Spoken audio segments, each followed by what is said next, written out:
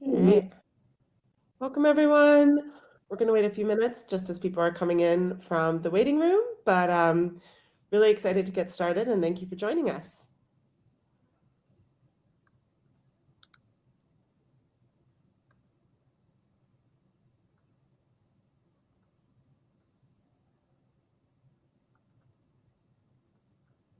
Just give it one more moment to get everyone over from the waiting room and in.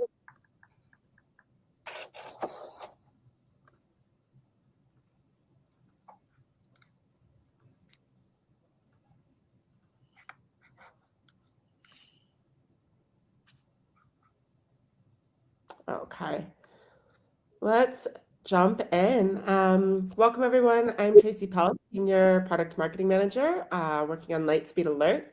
And we're really excited to have you today for this special webinar on confronting the new reality of today's mental health crisis, here with our guests from San Marcos USD. So just to start us off, we wanted to get an idea from you of some of the challenges you're facing, particularly around safety and wellness. So you will see a poll pop up asking you, what is your biggest student safety and wellness challenge right now?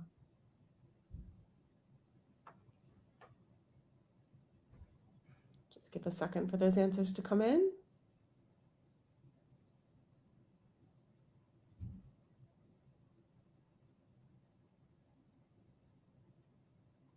Seeing lots of people saying that they are unable to keep up with 24/7 needs. That's a theme that we will definitely talk about today. Staffing and resource shortages. We'll also touch on that today, but it looks like more than 60%, about 2/3 of people are really on that unable to keep up with 24/7 needs. So that is absolutely something that we will discuss during our webinar today with Stephanie and Christi. So before I do introductions, I just wanted to talk about a couple of housekeeping items. So first of all, this session will be recorded for you to watch again or to share with your team, and you'll be able to access it at any time. The bigger thing is if you have questions that you want to submit to our speakers, you can select chat at the top of your nav. So right now you're probably seeing the poll. You want to move back over to the chat section, which is to the left of that polling, and type those questions in there. Your questions are really important. Of course, feel free to ask them as we go through the presentation, but then we will cover those during the Q&A portion at the end of today's webinar. So then thanks to those of you who already sent in questions, we will absolutely talk about them during that Q&A portion. So now let's jump into today's presentation. I'm really excited to introduce our special guest from San Marcos, Stephanie Casperson. She's the Executive Director of Technology, and Christi Frias, the Student Services Director. Would love each of you to just introduce yourselves and tell us about your role. Stephanie, do you want to start? Certainly. As you said, I'm Stephanie Casperson, Executive Director of Technology. I actually have two departments that I oversee. Ed Tech is my responsibility.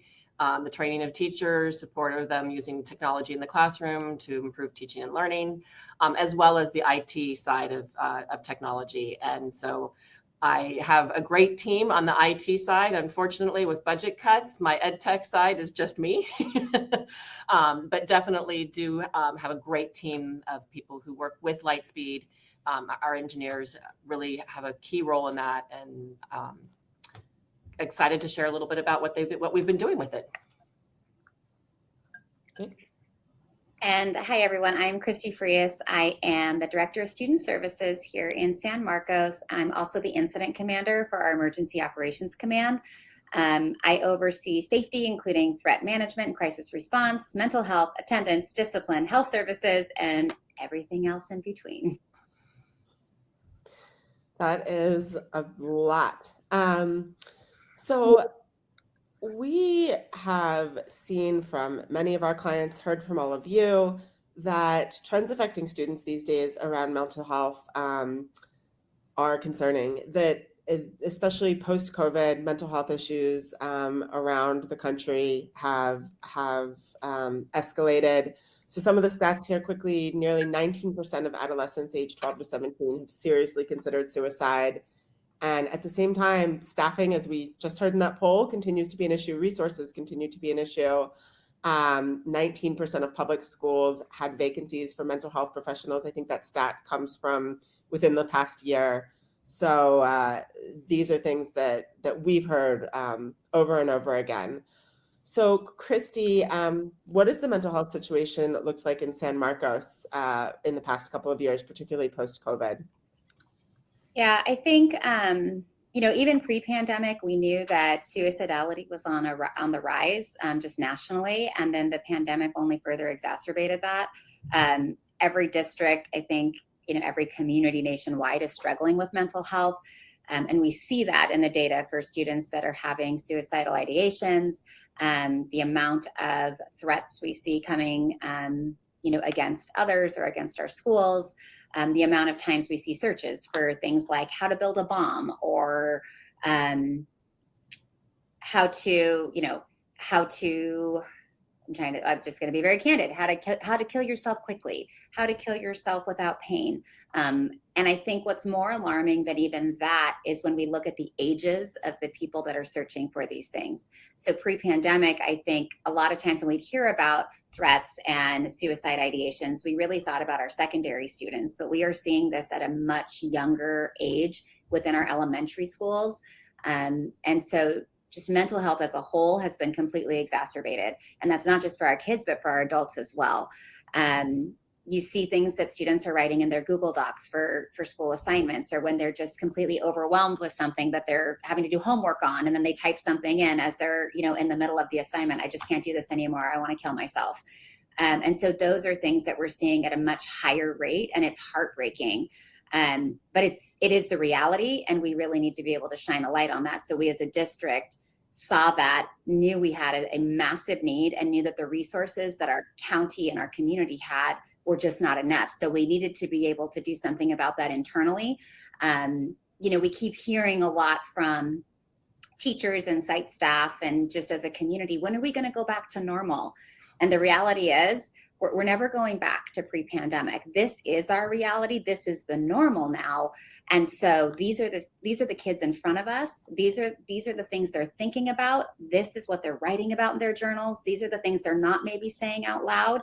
And so what are we going to do about it to help them feel safe? What are we going to do about it to create those environments where they know that they belong and they have people to help prevent them from taking that next step? So it's really been, post-pandemic has just been, it's changed the way we do education in San Marcos. We are now really focused on comprehensive wellness. And so, yes, academics is a huge piece of that. And we have to make sure that our students are well enough to be able to access that academic content. Makes sense. And so one of the things that you've brought into your district is Lightspeed Alert. Stephanie, how did you get started with Lightspeed and in particular with the Lightspeed Alert product? So we've used Lightspeed as our content filter for many years, long before I came to San Marcos, and I've been here almost 9 years. So we've been a Lightspeed customer for a long time, and very happy with the product. However, at one point the alerts got introduced, and we were like, okay, well, let's look at this, and we had the alerts turned on, but we weren't a one-to-one district. We had carts in classrooms, and they didn't go home, and so having alerts on, we didn't get a lot of alerts. The very few we did, we certainly followed up with, but our staff didn't really see it as a huge concern because there really wasn't a lot of them. Then we all know March of 2020, everything changed, and all of a sudden we were sending home Chromebooks with every single student. We were fortunate, I guess you could say, to have a large batch of end-of-life devices that we were about to sell and auction and put in e-waste, and we were able to send those home with our students. So we had the devices, so we quickly and easily went one-to-one, and then started getting a lot of alerts. And our then student services director, prior to Christi, reached out to our legal team and said, what is your recommendation? Like, what happens if we get an alert at midnight on a Saturday and no one responds because they're asleep and their phone is on silent? And at the time, the advice was to turn it off if you weren't going to monitor it 24/7 due to liability. There was this big concern that a parent would find out that we had this alert, we didn't do anything on it, the child took their life, and then the district may be held legally responsible. So we did turn them off at the beginning of the pandemic. And then I honestly don't remember if human review already existed at that time and we just didn't pay for it because we weren't sending them home, or if human alert got introduced after that. But when we were given the opportunity to add that feature of humans reviewing every one of these emails that were being sent to us, and if something was really seriously significant, they had a list of 4 people who they would contact by phone to make sure they had seen that particular alert. And if they were unable to reach any of those individuals, then they would reach out to the police, who would then contact the family. And so we had this discussion with our entire ed services team of, do we want to move forward with this? And we really felt like we personally didn't see it as an option. My own sister is a teacher here in San Diego County, and a student at her school took their own life this week. And I have to wonder if that child had searched and something had come up, that maybe someone would have been able to reach out to this child before this happened. And so, we can't stop it, but if we have a chance to try, I feel like we saw it as our responsibility if we could. I don't know, Christi, if you wanted to add anything more. I mean, I think to your point, it's just the human review feature, I think is critical in how we were able to really strategically implement Lightspeed within the district. I've only been in the district for 3 years now. I came in the midst of the pandemic, so that was super fun. But being one of those 4 people that is called when an alert has not been opened, I tease with our administrative staff and my own team that, and it's true, I sleep with this, it's under my pillow at all times, because I have gotten a call at 3 o'clock in the morning. And Jacob from Lightspeed and I are very good friends now because of when he calls me so often. He should get a holiday card from my family. But, and I can say that in jest, but really, I came from another district where we had a different system than Lightspeed. And that really wasn't something that was a part of that system. And really, if we think about, to Stephanie's point, pre-pandemic, there really weren't that many alerts. You might get a threat alert like once a year, maybe twice a year. And then the suicide ideations that were in there, or that students were searching, suicide hotline, things like that, it's just infrequent. At this point, it's daily in our district, and we are not a gigantic district. We're not small. We have 18 sites, roughly 20,000 students. But on a daily basis, I get at least, I would say 5 at minimum, high risk alerts. And so that really says to me, what would be happening if we didn't have that? And so when I don't respond to that alert, Jacob from Lightspeed or somebody like him calls and says, we just want to make sure you saw that. And they have my cell phone number. And if I don't answer, there's 3 other people on that list. And if it is an imminent threat, they're calling directly to our sheriff's department. And we have a partnership with our sheriff's office where they know what Lightspeed is. Our SROs are very well educated on what these Lightspeed alerts mean. And so I think, from the tech side of it, to Stephanie's point, without that human review component, there was a liability, and there was a lot of people felt it weighed really heavy on them to, I can't sit at my laptop all day, or I don't look at my email all day. And what if I'm in an IEP? And what if I'm meeting with a parent and this alert comes through and I miss something? Knowing that there is almost these tiered supports of, that's the tier 1, it goes to whoever the contacts are at the site level. The tier 2 is it goes to the district office. And then the tier 3 is the Lightspeed human review component. I can tell you beyond a shadow of a doubt from data we have in-house, we have saved students that way. We have had the need to send out law enforcement based on a phone call from the human review team, and they have ended up having to take those students in on 5150 holds. And that has happened more times than I can count. So definitely has been an asset to us, but I think post-pandemic, adding the human review was critical in us being able to use this effectively.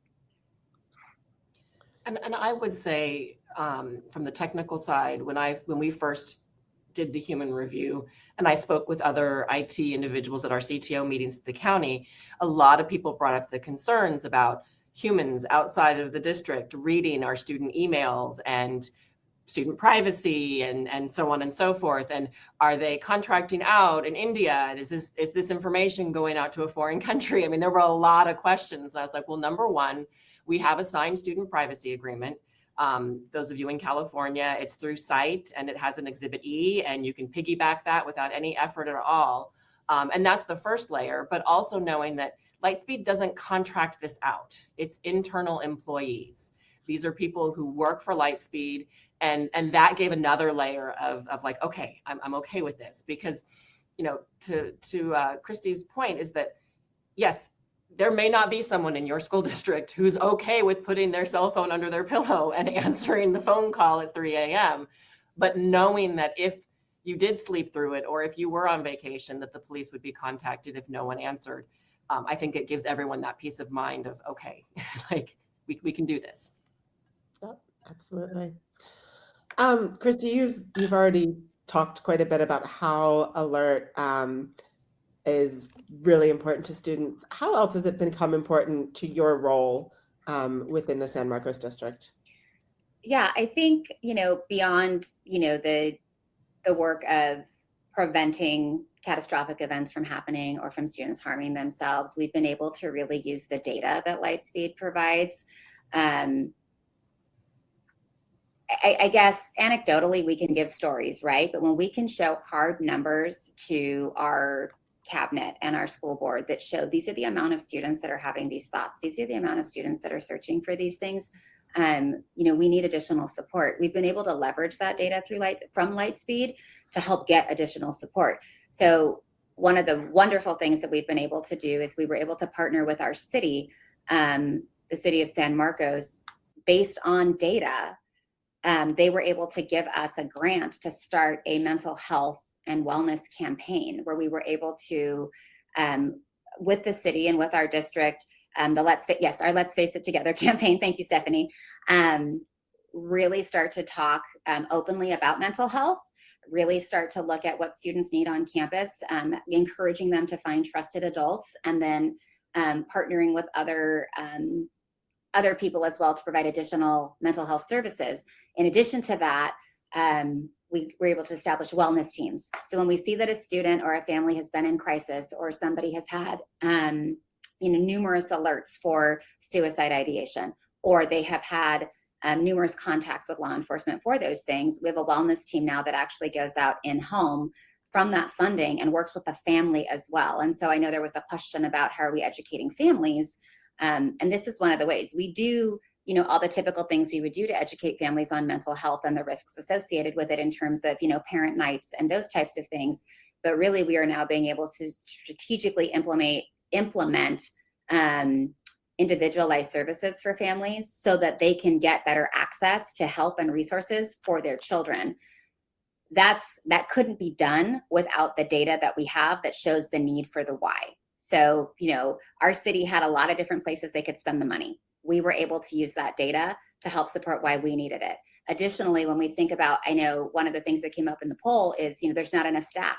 And I don't think there's ever going to be. I think the systems of support are really important because we're never going to have enough people. But if we have a system in place to help get to as many students as we can, we're going to have fewer and fewer that fall through the cracks. We were able to leverage this data through our LCAP, which is how we get funded, to say, this data is supporting the need for more counselors, more social workers, more folks on campus to help with these needs. And that data is really helping propel that work forward because it shows the why behind. We're not just saying we need more people because there's so much work to do. We need more people because kids are in crisis. And being able to aggregate the data from Lightspeed and use that as a data point has really been instrumental in helping my department get more folks on board. And having everybody support that work. In terms of, I know the implementation, and Stephanie talked about, not everybody's going to want to have the phone under their pillow.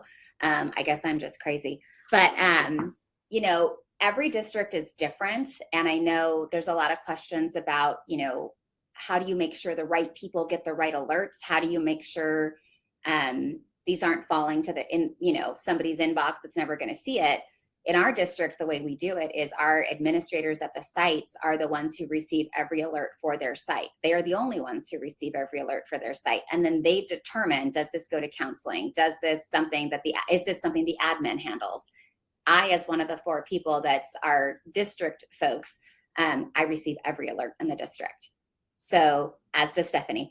And so really the way that we've kind of worked through this is once an alert has been triggered, an alert comes through, and it can be for anything. It can be, because there are 4 different categories of alerts. And one of those things is, explicit content. And so the nice thing is the alert comes through, the content filter on the back end has blocked that website, but it tells us that the student was searching for it. So is that an imminent threat and we need to pull that student immediately? No. But is that we need to make sure somebody has a conversation with that kid about, why are we searching for this? Why are we trying to look at pictures of naked people when we're on campus, as an example? That may not be the top of the list of who we need to pull from class in that moment, but our admin can hand that off to a support staff to have that conversation and kind of see what's motivating that behavior. On the other side of the spectrum, when we have a student who searches for something like how to build a bomb, that triggers a high risk alert. So that human review component, even before a phone call, has vetted the different alerts that have come through and triggered that as a high risk. I get an additional email saying, this is a high risk alert. As my practice, just on a daily basis, as I'm, anytime I have a break, I'm looking at my phone and I see high risk alert. I immediately am notifying that admin team, you have a high risk alert in your inbox. And our practice here is, if I text you, there's a high risk alert, you haven't seen it yet, it's stop and go. We stop and we go assess that situation. That might mean that they hand it off to a social worker because it's a student who's having suicide ideations or actively on with a suicide hotline. But in the event that it's how to build a bomb, the admin themselves are pulling that student immediately. We're locating that student. We're leveraging our partnerships with our law enforcement officers to make sure that not only is the student safe, 9 times out of 10, it's a kid that's messing around, but then we can have that conversation and with the SRO and the admin to explain why messing around like that can lead to a bigger problem later. So I'm not going to say it hasn't been without hiccups. I'm not going to say there's not pushback sometimes from site staff that are like, oh my gosh, there's so many alerts. But the nice thing is when I can come to them and say, I get every single one. And you aren't responsible for stopping everything for every alert. We have all of these other pieces in place that if and when there is an alert that is critical, we're going to know about it. So. Makes sense. And you were able to share some of these implementation practices even with a big agency recently. Yeah. So on Tuesday, I was actually at a training for threat management in the county down at one of the FBI field offices. And I think one of the really cool things, our district was contacted last year from 2 FBI field agents who work on school threats specifically. And when I asked them why they came to us, because I would have loved to think it was because they heard how wonderful I've been doing in my role, they said it was because we were a Lightspeed district. And they were really interested in looking at our district because Lightspeed has so many of the components that they believe are critical to these types of systems, especially with the content filter and the different terms that are being searched for, and being able to trigger those alerts, if you will. So on Tuesday, when I was down at the field office and having the conversation or in the training, really looking at what they were giving us in terms of what to look for with threat management and mitigating threats before they really occur. I was actually a piece of Lightspeed that I hadn't used before. I was actually able to go in and do. So they provided us with maybe some key terms that we would look for, for a student that might be thinking about a violent act. And so we can all think of what those terms might be. And there's several sources out there on the internet, but, just for example, Columbine is something that students might search for. So I actually went into Lightspeed just on in my portal and in the search bar, just typed in Columbine to see if there were any students in our district who had searched for that particular word over the last year. And, it gave me the list of kids, and then it told me the frequency, how many times they searched for it. So, one particular student had searched for it a number of times, and I was able to click on that student, because now I'm thinking, let's see if they're searching for other things that are a little problematic, or was this for a research project? Because that could be it too. And in this case, it tells me what school the student goes to. It tells me their entire search history, browser history, all the things that have been blocked that they've looked for. Luckily, in this case, it was mostly gaming sites that they weren't able to use when they were at school. But there was no other alarming history in terms of school shooters or things like that that would trigger us to want to intervene in a different way. And it really got me thinking about when we have those students on our campuses where we're concerned and we feel like they're exhibiting antisocial behaviors and we're not being able to get them to connect to school in a certain way, but we just don't know enough, they're not willing to open up to us, being able to go into Lightspeed, go into that student's account, and now I'm going to be able to see anything and everything that they have searched for. And if they are searching for, multiple perpetrator names from people that have carried out mass shootings, if they're searching for, different just identifiable things that we know from the threat side of it, that's going to be able to raise my level of concern and say, now I know I have evidence to intervene with this child. So, we've been using Lightspeed for a long time, and that was even a new feature for me that even just yesterday, my mind was blown at, oh my gosh, from the threat management side of this is really going to be a critical piece, that when we have a student that we're concerned about through the threat lens, coming back into the Lightspeed system and being able to really vet out, what are they looking for? What are they thinking about? What are they writing about? And then being able to hopefully intervene in a way that's going to get that child the support very early on.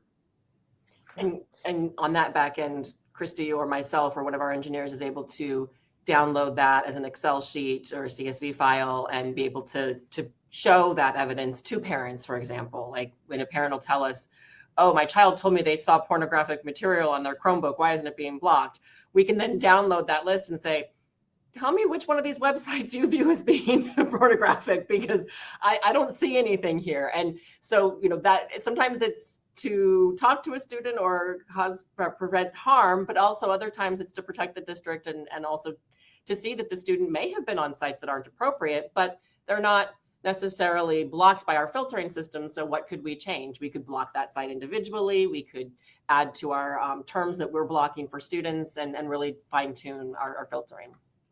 Great. I could keep listening to you talk about this all day, but I do want to leave some time for questions from our attendees. So jumping back in quickly, for those of you who don't have Lightspeed Alert, I think you've heard a lot from Stephanie and Christi about what sets it apart, but it is that sophisticated AI that can find those flags to begin with. Really comprehensive coverage where you're seeing the largest breadth of student online activity. So it's monitoring whether you have Microsoft or Google, those productivity suites, as well as what kids are searching for online. And then you just heard a ton from them about context for that quick decision making, understanding, what a student's been doing outside of that initial alert. And of course, again, you also heard a lot from them about our human review, being an in-house team that you will get to know personally because they are the ones making those calls again and again. It's this in-house team doing that. They've been chosen for their communication skills in an urgent situation.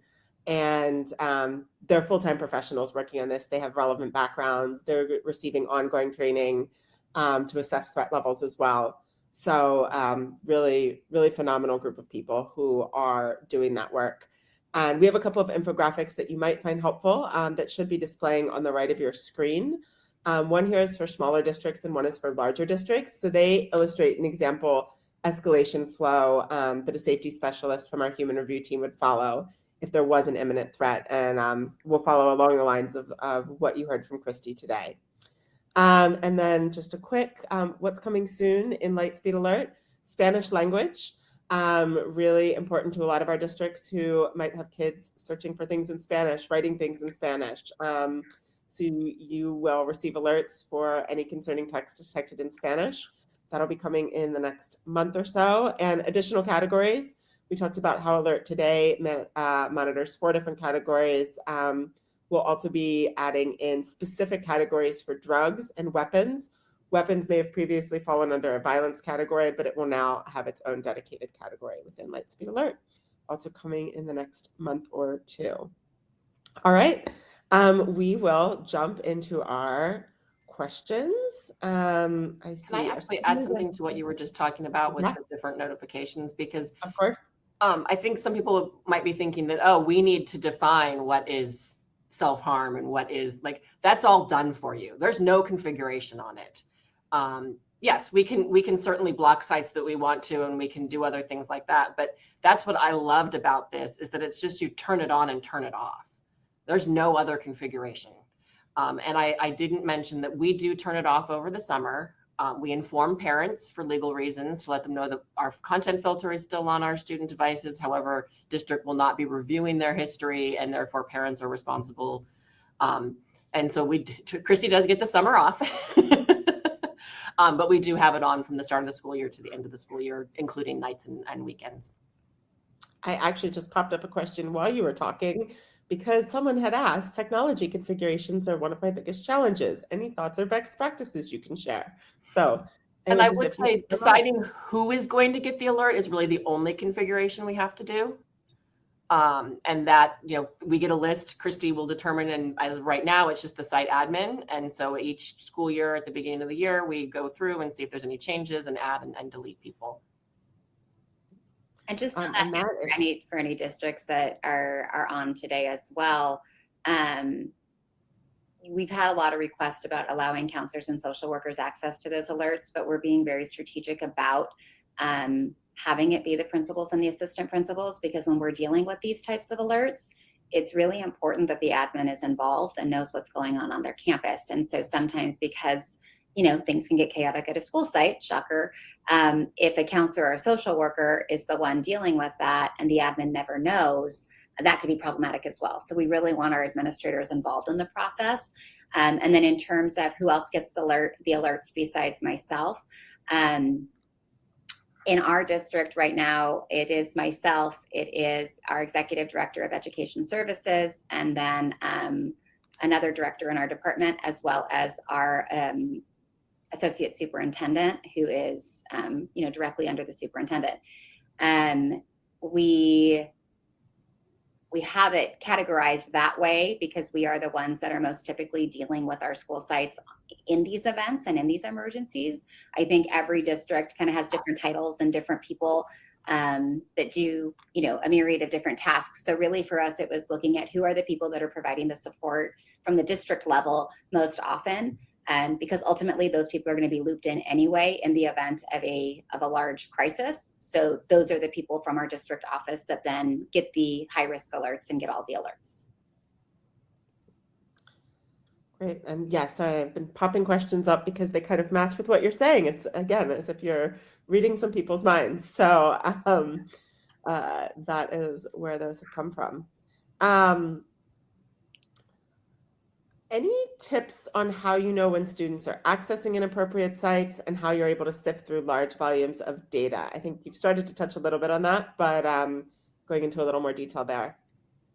I don't know, Stephanie, if you want to add there. For me, it's, I don't really have to sift through anything unless I truly am digging. However, because there is the filter for explicit, there's like the explicitity, I don't know how I'm saying that word, filter on there, we get that alert. So when a student is attempting to access an inappropriate site for explicit content, that alert comes through. I don't have to sift through anything. Lightspeed does that for me. If it's explicit in nature, like they're looking at, YouTube videos on how to harm themselves, that's going to come through as a self-harm alert. So we're going to get it that way. If it's inappropriate in terms of threat management or looking up things that are potentially threatening, that's going to come through as a threat alert. Same thing with bullying. So for us, for me on the application side of it and using it, as the director of student services, I never have to sift through anything because that's all done for me through Lightspeed. And I would just say, to add to that, is that, if we do have a situation that we want to investigate, even if, like I said, even if it wasn't an alert, we're able to, on the back end, type in that student's email address, see their full history. Being a CSV file, we're able to search for certain words and so forth. So, a student's really busy over a long weekend, and yes, you're going to have a lot to look through. But if you're able to look through for certain key terms, versus just having to be on a website and having to look through every single one of them, having that downloadability is very helpful. And Tracy, I see. Oh, go ahead. I was just going to say, I see a question that I really actually was interested in answering. So, That's the one. yep. Great. So, is Lightspeed a product mainly for districts, or would a smaller school benefit from it? I think anybody can benefit from it. And it was really interesting yesterday. One of my colleagues was out doing one-on-one visits with counselors, and a counselor was talking about, oh, sometimes it's just so frustrating. We have so much to do, and then we get these Lightspeed alerts, and it always just ends up that it's one kid was typing into somebody else's Chromebook, and the kid who it alerted for it wasn't even them, and it's just such a waste of time sometimes. And to hear my colleague, and I didn't know this, she shared with that counselor, she goes, yeah, 99% of the time, the alerts are probably not anything we're going to need to respond to. But guess what? Last year, the only reason we knew that my son, and this was my colleague, my son was having suicide ideations was because of a Lightspeed alert. And me as his mother would have never known if that had not popped up in school and somebody not checked up on him. So if we even can get one child that help that they need, so whether you're at a full district or you have 400 kids on your site, if this helps save the life of one kid, it is worth its weight in gold. And so I think, from my seat, and I'm a mom of 3,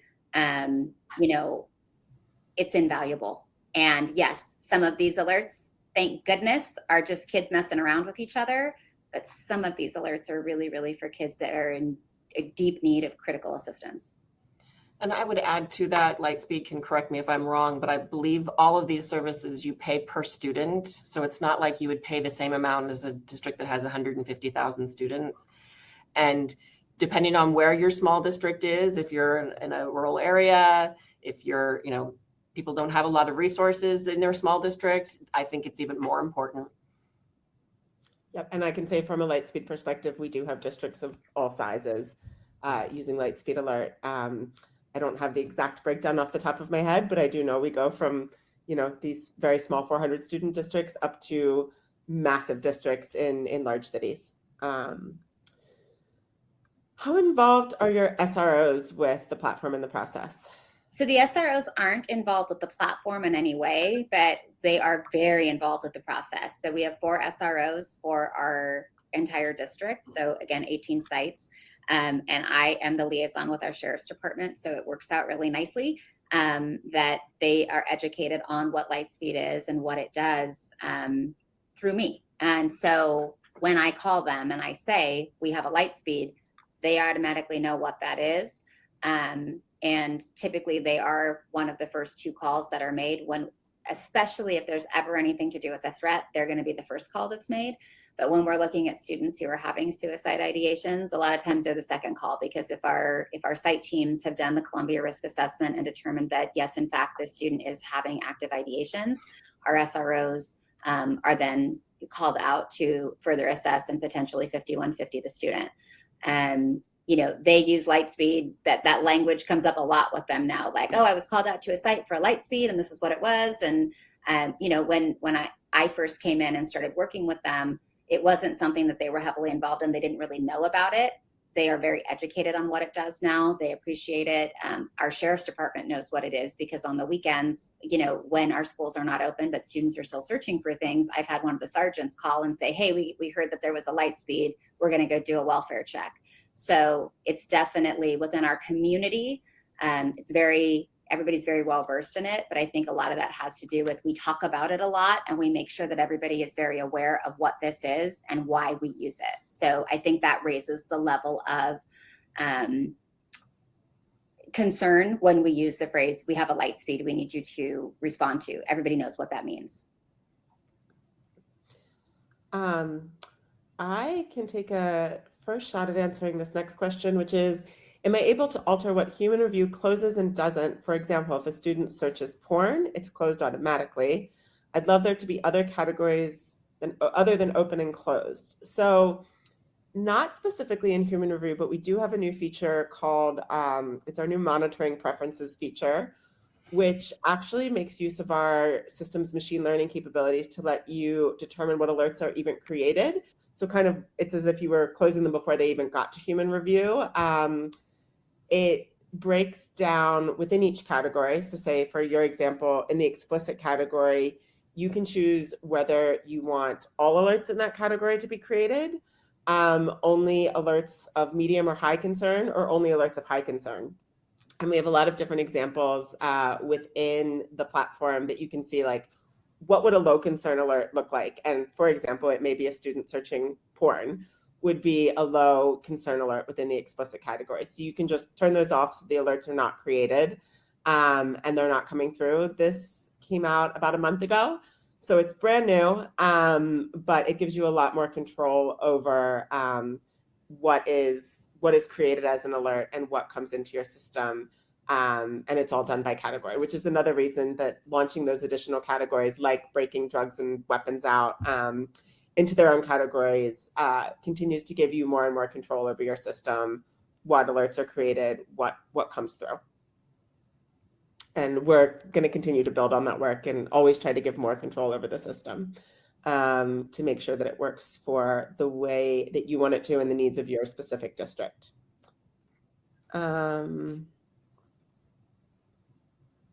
Let's see. We're a little bit past time, so if we haven't gotten to your question, there are people that we can also follow up with offline. And so we are going to move into our thank you. And again, if we didn't get to your question, we're happy to follow up with you after the end of the webinar. Just want to be respectful of everyone's time. If you're interested in a 30-minute consultation about alert, you can reach out to your client success manager, or if you don't have a client success manager yet, contact us at sales@lightspeedsystems.com. We have a survey that's popped up. You could also let us know that you would love a consultation when you go into that survey, and we'd love to just get your feedback on the webinar generally. And finally, mark your calendars. There is a Lightspeed product roadmap webinar coming up on October 17th. And thank you again so much to Stephanie and Christi for sharing your experiences, for being such a valuable resource, and sharing with everyone how Alert has worked in your district and addressing the mental health issues that you've been seeing. Thank you so much, everyone, for joining.